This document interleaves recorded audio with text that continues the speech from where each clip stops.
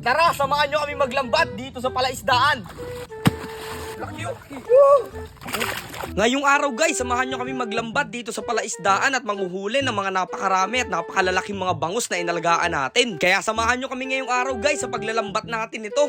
So what's up mga kanapadaan lang. So ngayong araw nga guys, pagkalipas ng Pasko ay pumunta kami dito sa palaisdaan para manghuli guys ng mga alaga naming mga bangus. Medyo nakakasawa kasi guys yung mga karnet, mga matatamis na kinain natin nung Pasko. Kaya eto guys, huli muna tayo ng mga pang-ulam. At gusto ko nga lang pala guys kayong i-update sa darating nating summer. Lalagyan nga pala namin ng napakaganda at malaking trio siyang puno na yan. Kaya abangan nyo yun guys. Sakto at malaki na naman ng tubig at napakaganda ng high tide dito sa umaga. Ay paniguradong sobrang sarap dyan maligo. At bilang papasko nyo na rin sana sa amin guys, palambing naman, palike naman itong video na to at patulungan na rin kaming i-share at mag-comment na rin kayo guys. Kahit yun na lang guys, simpleng tulong na yun, malaking tulong talaga sa amin. At eto na nga guys, nagsimula na nga pala kami sa pagtataan o paghahatay ng mga lambat dito sa loob ng palaisdaan. At hindi pa nga guys kami natatapos maglagay dyan, meron na kaagad na huling isang bangus dito. Bali nga pala guys sa mga kasama kong kaibigan ngayong araw ay si Angelo, si Topeng at syempre yung kuya ko guys. Kahit nga guys medyo malamig dito ang tubig talagang nanghuli kami dito ng mga ipapang ulam. At yung iba naman kasi guys ay ibebenta rin namin. Medyo naubusan kasi guys tayo sa pagpapapasko natin sa mga bata no nakaraang Christmas. Kaya eto guys, magbabawi at hassle muna tayo para kumita ulit ng pera. Okay lang naman sa akin yun guys. Sabi nga ni Lord, kailangan tayong mag-share ng mga blessing na binibigay niya sa atin. At para sa akin guys, mas okay na ako yung nagbibigay kaysa ako yung nakakatanggap. Kasi pag ikaw guys na nagbibigay ay alam mo na maraming binibigay si Lord sa'yo. Kaya nag-share ka ng blessing sa iba. Kaya sa lahat na nakakatanggap ng blessing ngayon, tandaan nyo, mas masarap dyan yung mararamdaman nyo pag kayo na mismo yung nagbibigay ng blessing sa ibang tao. Kahit nga guys nakalipas na ang Pasko ay gusto ko pa rin kayong batiin ng Merry Christmas. At sana guys itong darating na New Year o bagong taon ay maging masagana tayo at ingatan tayo, bigyan tayo ng magandang health at syempre lagi tayong magmahalan. At sana guys patuloy nyo pa rin kuming suportahan ngayong darating na sunod na taon na 2026. Gagawa tayo guys ng malulupit na adventure at syempre masasarap pa rin na food trip. Habang nanguhuli nga guys kami ng mga alaga naming bangus dito sa munti naming palaisdaan ay unti-unti talaga namin nararamdaman yung saya sa puso namin dahil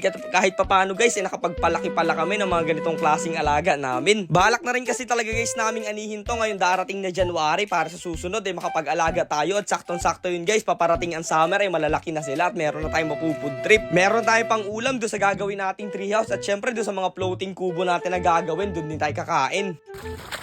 Gano'n, nagaliparan guys yung mga bangus. Gano'n, dami. Gano'n. Nasa na?